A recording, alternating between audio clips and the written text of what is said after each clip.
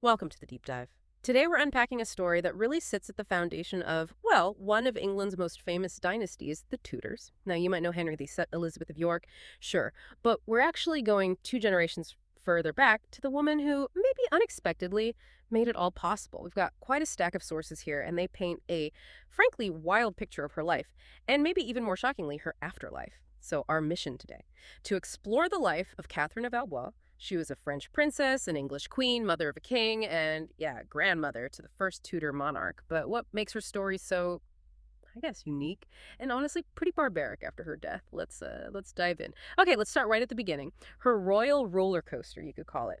Born October 1401, French princess, youngest daughter of King Charles VI of France and Isabeau, Bavaria.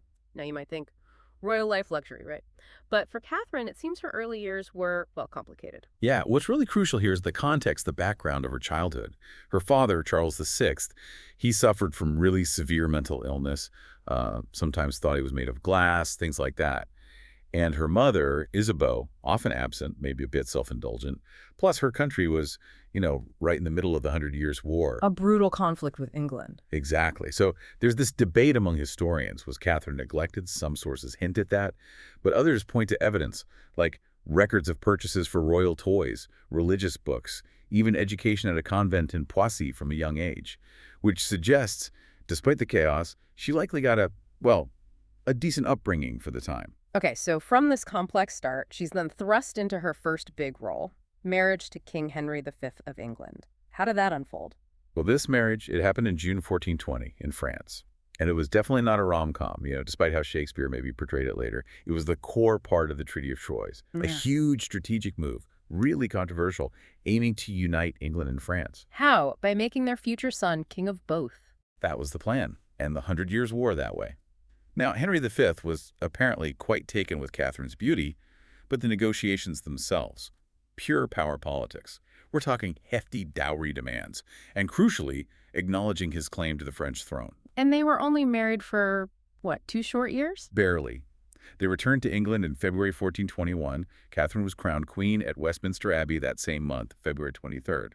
But then, tragedy hit really fast. What happened? Their only child, the future Henry VI, was born in December 1421. But his father, Henry V, never actually met him. The king died campaigning in France in August 1422, just shy of his 36th birthday. Probably dysentery. So suddenly, Catherine, not even 21 yet, is Dowager Queen. Meaning she's a widow, but with certain rights and income. Right, entitled to income from her late husband's estates, but often, under strict controls. And her son, just an infant, 9 months old, is now King of England and the English-held parts of France. But despite being Queen Dowager, mother of the king, she seems to have been pushed aside, kept out of power. Very much so. If you think about the broader picture, she's a French princess. Many English nobles, especially her powerful brother-in-law, Humphrey, Duke of Gloucester. Who was also the Lord Protector, her son's guardian. Exactly. They deeply distrusted her, so she was kept out of her son's regency council, lived in the king's household under, close watch. Officially to care for her son, but really to keep an eye on her. Pretty much. And you have to ask, why this intense scrutiny on a young widow?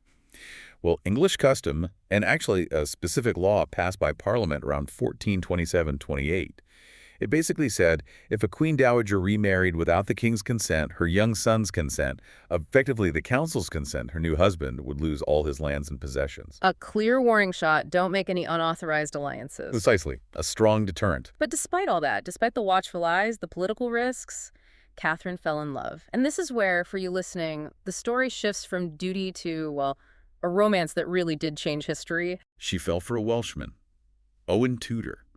He'd been in France back in 1421, serving Henry V's steward, Walter Hungerford, and sources suggest he was later made keeper of Catherine's wardrobe. Which would put him in her household, close to her. Exactly. Their relationship seems to have developed at Windsor Castle, apparently, and she became pregnant with their first child there. What's so striking here is just how defiant this was. Do we know if they actually married? There's no surviving marriage certificate, no specific date, but it's generally believed they did have a valid lawful marriage. It was never really questioned seriously in law, secular or church law, and that legitimacy, even without the paperwork, added, significant royal connections and respectability to the future House of Tudor. And Owen Tudor himself, being Welsh, That was complicated back then. Oh, absolutely. Welshmen had pretty limited rights in England at the time. So Owen getting granted the full rights of an Englishman by Parliament in May 1432, that was a huge step up for him personally. But think about it, despite Parliament's specific threats about a Queen Dowager remarrying, Catherine married him anyway. A truly defiant act, risking everything for love, essentially defying Parliament itself. It really was. It caused major friction with her brother-in-law, Gloucester, and lots of the senior nobles. But here's the fascinating part. Because she was the king's mother, Owen was largely protected. He didn't actually lose his lands. So her status still offered some protection, even in scandal. It shows the kind of unique, almost untouchable influence a queen mother could still have, even when politically sidelined. This secret, scandalous relationship. It laid the groundwork for the Tudors. Kind of amazing. But the real historical impact came through their children. Absolutely. Catherine and Owen had at least 6 children, we think, mostly born away from court, discreetly. 2 sons, Edmund and Jasper, are incredibly important. Edmund Tudor married Margaret Beaufort. And their son was Henry Tudor, who becomes King Henry VII, founder of the Tudor dynasty. So Catherine isn't just mother to King Henry VI, she's grandmother to the next line of kings. Incredible. And Owen, what happened to him? Owen remained fiercely loyal to Catherine's first son, King Henry VI.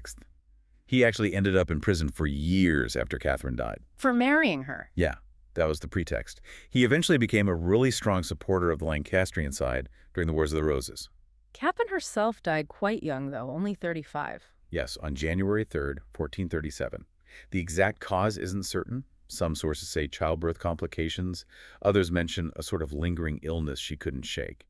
She'd actually entered Bermondsey Abbey just before, seeking a cure, seeking prayers. Made her will just 3 days before she passed. You'd think, okay, that's the end of her story. A sad end, but the end.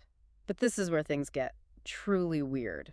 Her afterlife. Yeah, what happened right after she died is quite telling. Despite the whole Owen Tudor scandal lingering, she was given a huge queen's funeral. Full honors. Her body was embalmed the whole process, organs removed, sometimes buried separately, cavity filled with herbs, spices, then wrapped in cerecloth that's waxed linen. For preservation. Right? Encased in lead, put in a wooden coffin. And a massive wooden effigy of her, showing her apparently tall, blue-gray eyes, was placed on top.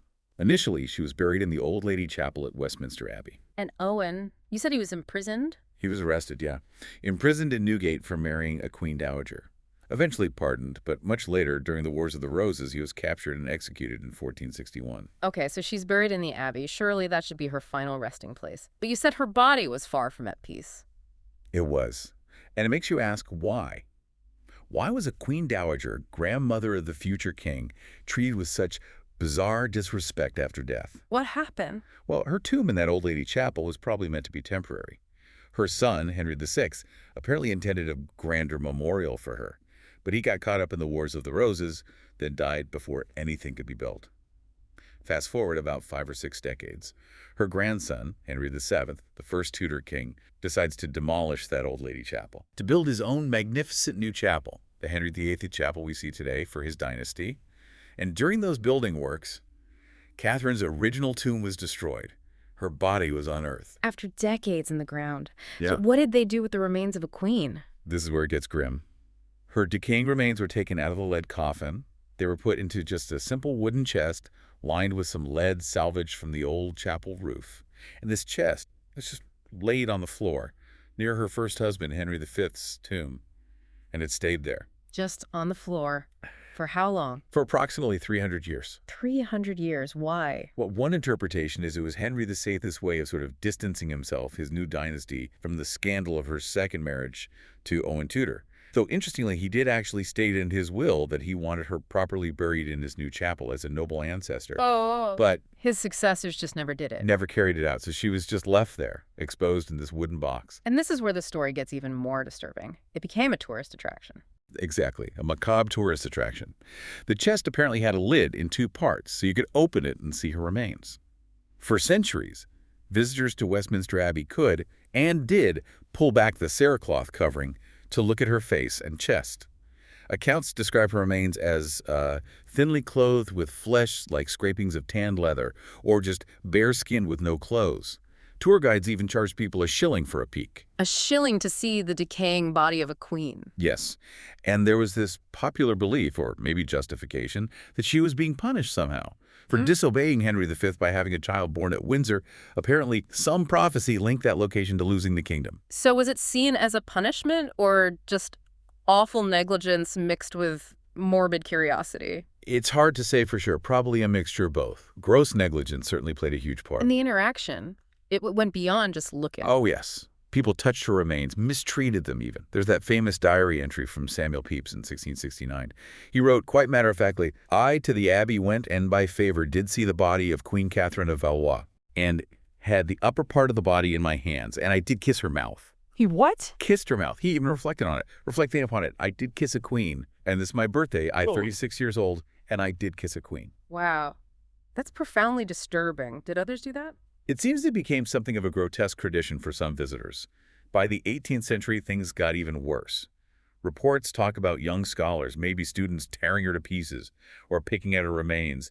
One witness described her body by then as just a shapeless mass of whitish color. Just unimaginable disrespect. How did it finally end? When was she properly laid to rest? Well, first, in 1778, her remains were moved again, sort of tucked away into the vault of the Percy family, another noble family, buried in the Abbey. They stayed there for about a century.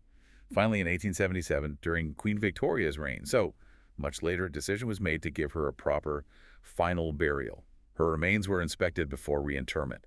It revealed pieces were missing, bits of her skull, vertebrae, ribs, arm bones, likely taken as grim souvenirs over the centuries. Unbelievable. But her legs, interestingly, which had been protected by maybe 12 layers of that original cerecloth, were apparently in perfect condition.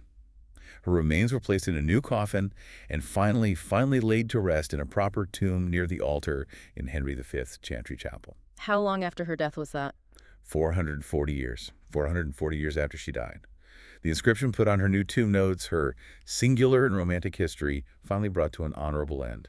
So when you step back, Catherine of Valois' story is just a whirlwind. From a French princess born into, well, a really troubled royal family, war all around, to an English queen in a very strategic, very short marriage, then a young widow who, against all odds and rules, finds love and defies expectations, and in doing so, boasts the dynasty that would define England for over a century. Absolutely.